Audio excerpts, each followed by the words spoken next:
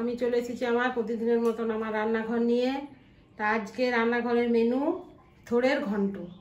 তো থোড়ের ঘন্ট করতে গেলে কি কি উপকরণ লাগে সেগুলো একটু দেখিয়ে দিই। এই যে থোড় আমি নুন দিয়ে ঝিরিঝিরি করে কেটে প্রেসার কুকারে 2টো সিটি মেরে রেখেছি। আর ছোলার ডাল সারা রাত ভিজিয়ে 3টে সিটি মেরে রেখেছি। এটাতে কিন্তু নুন দিইনি, এটাতে নুন দিয়ে আছে। আর আদা লঙ্কা বাটা একটু ছিল তাই দেব। চিংড়ি মাছ ভাজা, কুচো চিংড়ি মাছ ভাজা। আর নুন অবশ্যই লাগবে, জিরে গুঁড়ো, তেজপাতা, পাঁচফোড়ন, হলুদ, শুকনো লঙ্কা, তেল আর চিনি। এই দিয়ে হয়ে যাবে আমার থোড়ের ঘন্ট। এবারে গ্যাসটা আমি জ্বালিয়ে নিচ্ছি।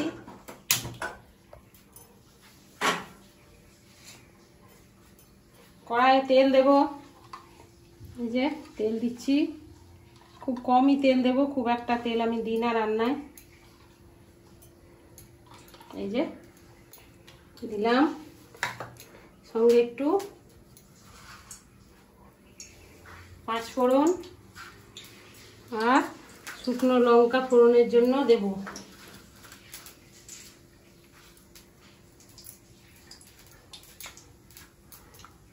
তার সঙ্গে একটা তেজপাতা।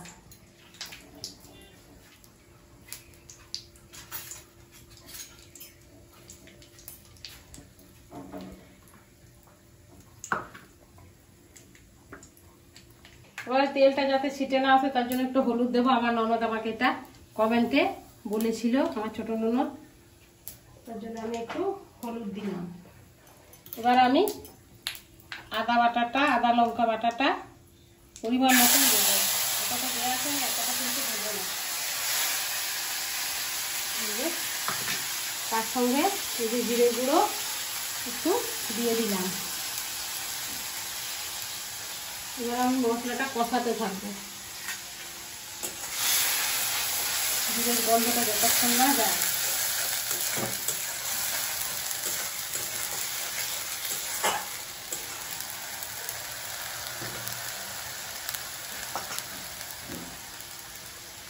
এবার আমি এটাকে একটু হাতে করে চটকে নেব, কিন্তু এই থোড়ের জলটা কিন্তু আমি ফেলিনি।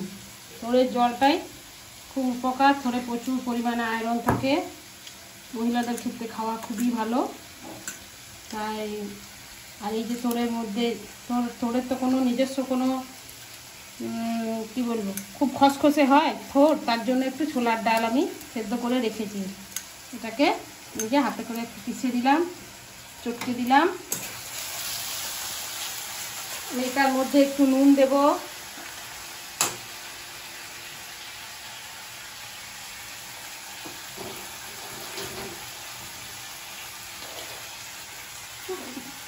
নুনটা দেয়া ছিল বলে একটু কমই দিয়েছি। এবার আমি একটু হলুদ দেব আর একটু চিনি দেব। এই যে চিনি, এই রান্নাটা একটু মিষ্টি মিষ্টি হয়।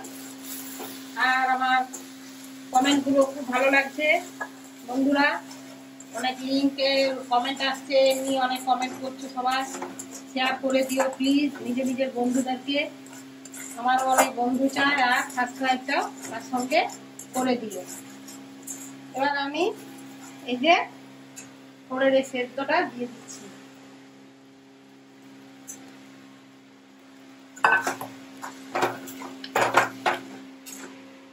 এই যে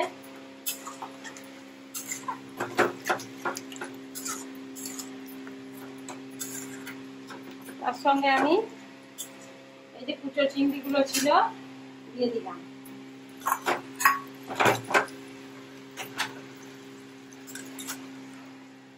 পরে ছেঁচকিও খুব ভালো হয়। তোর অনেক সময় টাকা টাকা করে গোল গোল করে কেটে ডালের মধ্যে দিয়ে দিলেও খুব ভালো হয় খেতে। মুসুর ডালের সঙ্গে যদি টাকা টাকা করে কেটে দেয়া হয় সেদ্ধ করার সময়, হয়তো ডালের রংটা একটু কালচে কালচে হয়ে যায়, কিন্তু খেতেও খুব ভালো লাগে। যেহেতু আয়রনটা আছে তার জন্য একটু কালো হয়। থোড় খাওয়াও খুব ভালো, থোড় সবার পক্ষে ভালো, বাচ্চা থেকে বয়স্ক অবধি।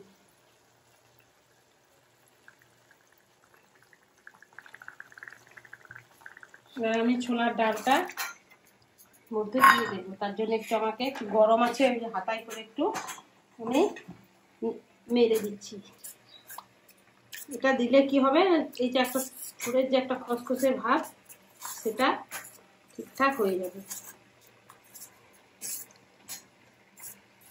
অনেক বন্ধু আমাকে কমেন্ট করছো, অনেক শেয়ার করছো, আরও করতে হবে, আরও লাইক সাবস্ক্রাইব শেয়ার সবই চাই আমার, তবেই আমি উৎসাহটা আমার দিনের দিন বাড়ছে। এবার আমি এটা কিন্তু এর মধ্যে দিয়ে দিচ্ছি। খুব সাধারণ, খুব ইউনিক, খুব তাড়াতাড়ি হয়ে হয়, কিন্তু ঝামেলা কাটা বাটা, কিন্তু রান্নাটা করতে বেশি টাইম লাগে না। এবার এই জলটা টেনে যাবে, পুরো শুকনো শুকনো হয়ে আসবে। অনেকে ঘি গরম মশলা দেন, আমি দেবো না। আগেই বলেছি আমার বাড়িতে গরম মশলা রান্না পছন্দ করে না, ওই জন্য আমি গরম মশলাটা দিচ্ছি না। এটা বাস এবার ফুটে উঠবে, তাহলে হয়ে যাবে।